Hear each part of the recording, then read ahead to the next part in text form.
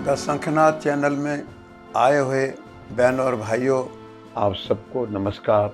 इस सत्र में एक ऐसी महापुरुष की जीवनी, लड़ाई और संघर्ष आपके सामने लेकर आए हैं कि हम कह सकते हैं कि देश को जो आज़ादी मिली 15 अगस्त 1947 में, उसकी बहुत बड़ी अहम भूमिका है। नेताजी सुभाष चंद्र बोस ने आज़ाद हिंद फौज की कमान संभाली 21 अक्टूबर 1943 को। इससे पहले 15 अगस्त 1941 को कैप्टन मनमोहन सिंह ऐसे 25,000 सैनिक अंग्रेजी सेना में थे और वो जापान की सेना से युद्ध के मैदान में हार गए। इन 25,000 सैनिकों को कैप्टन मनमोहन सिंह जी ने थोड़ा मोटिवेट किया। हम भारत माँ के बेटे हैं, हमारा देश गुलाम है, हमको अपने देश की आज़ादी के लिए लड़ना चाहिए। अगर हम अंग्रेजों के लिए लड़ने आगे जो हमारे लिए कुछ नहीं लगते, हम अपने देश के लिए, अपने वतन के लिए क्यों नहीं लड़ेंगे। रासबिहारी बोस आगे चलकर उसमें जुड़ गए।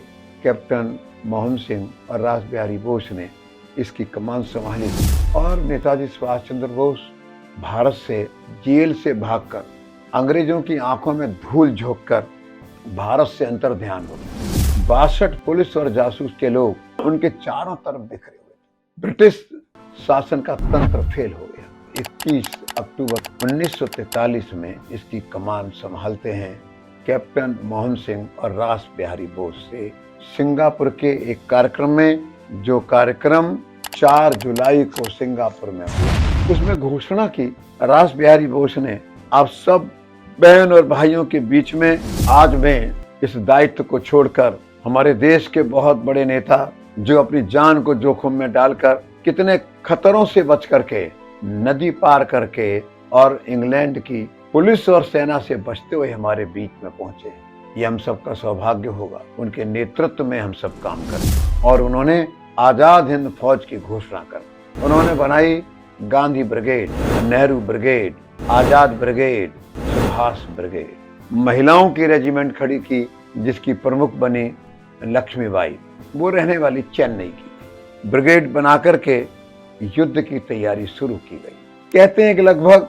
50,000 के लगभग सेना थी, जो आगे चल करके 70,000 तक बढ़ती चली गई और 1500 के लगभग सैन्य अधिकारी थे। नेताजी ने बहुत प्रवास किया, बड़ी मेहनत की, लोगों की भावनाओं को जागृत किया, नारा दिया चलो दिल्ली, नारा दिया तुम मुझे खून दो मैं तुम्हें आजादी दूंगा। उन्होंने कहा कि मुझे 1 रुपया और एक नौजवान दो, नौजवान सेना के लिए, रुपया हथियार के लिए। इस प्रकार से जहाँ जहाँ भारतीय मूल के लोग थे, वो जर्मनी था, इटली था, जापान था, सिंगापुर था, बर्मा था, उन्होंने सब जगह पर एक हलचल, एक समाज में जुनून पैदा कर दिया देश की आजादी के। 21 अक्टूबर को उन्होंने आजाद हिंद सरकार की स्थापना की।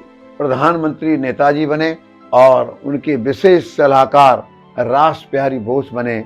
सेना के प्रमुख बनाए गए और उसके अंदर महिला सेना के भी प्रमुख लक्ष्मीबाई बनाई गई। इस प्रकार से नेताजी ने 21 अक्टूबर को आजाद हिंद सरकार की स्थापना करने के बाद 25 अक्टूबर को उन्होंने इंग्लैंड और अमेरिका के खिलाफ युद्ध की घोषणा कर दी। उनको साथ मिला जापान की सेना का समर्थन, इटली और जर्मनी का भी था। सबसे सहयोग लेकर के सेना संगठित की, हथियार इकट्ठे किए।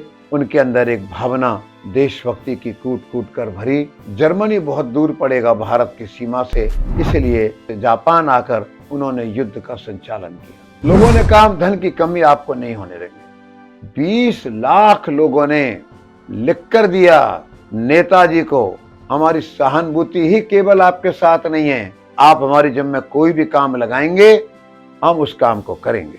आजाद हिंद सरकार को मान्यता दी जापान ने, बर्मा ने, जर्मनी ने, इटली ने, थाईलैंड ने, फिलीपाइंस ने। जब उन्होंने टोक्यो से पहली बार बोला और पहला रेडियो भाषण दिया, आजाद हिंद सेना बनाई है, हम इधर से लड़ेंगे, आप लोग भी युद्ध के मैदान में आ जाइए और अंग्रेजों के साथ मरने मारने को आपको भी तैयार होगा। एक बहन हीराबाई 13 हार, उस समय 1,25,000 रुपए कीमत थी, नेताजी को भेंट कर दिया। 23 जनवरी को उनका जन्मदिन पड़ता है, उस दिन उनका जन्मदिन मनाया गया और सोना हीरे जवाहरात से उनको तोला गया। जितना उनका वजन था उससे डबल वजन के सोने चांदी हीरे जवाहरात उनको दिए गए, जिससे युद्ध में किसी भी प्रकार की कमी ना पड़े। मैं भी एक घटना सुनाना चाहूँगा। आज़ाद हिंद फौज सरकार की फौज की नेताजी की कैसे मदद की गई। हरियाणा में भिवानी और हिसार के बॉर्डर पर इनका गांव है। सेठ छाजू राम जी कलकत्ते के बहुत बड़े व्यापारी, उन्होंने अपनी बेटी को युद्ध के मैदान में नेताजी सुभाष चंद्र बोस के पास 1,31,00,000 रुपए देकर के भेजे और पत्र में लिखा, सेना के लिए अच्छे हथियार खरीदना, अच्छा भोजन देना, पैसे खत्म हो जाएंगे, मैं कलकत्ता की सारी जूट फैक्ट्रियां बेच दूंगा, फिर भी खत्म हो जाएंगे, हिसार भिवानी की जमीन बेच दूंगा और फिर भी खत्म हो जाएंगे, तो मैं अपनी घर की महिलाओं के आभूषण बेच दूंगा। जिसका देश गुलाम हो उसकी घर की महिलाओं को आभूषण पहनने का कोई अधिकार नहीं। देश के अंदर भी वातावरण था और देश के बाहर भी वातावरण था। अंग्रेज सरकार भी बहुत चिंतित थी। कैसा नेताजी में हिम्मत और जुनून था, आप अंदाजा लगाइए।